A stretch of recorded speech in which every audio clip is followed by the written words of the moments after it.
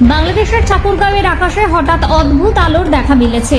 গতকাল শনিবার রাতে ফোটা ফোটা আলোর চলন্ত বিন্দুর এই দৃশ্য দেখে থমকে গিয়েছিল পথ চলতি মানুষ।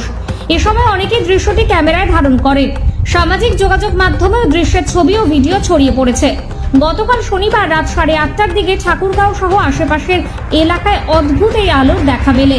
এ সময় প্রায় 10 মিনিটের মতো ছুটতে থাকা আলোর বিন্দুগুলো কয়েক কিলোমিটার যাওয়ার পর আকাশে মিলিয়ে যায়। বাংলাদেশ থেকে সাগর মণ্ডলের রিপোর্ট, 24 ঘন্টা খবর।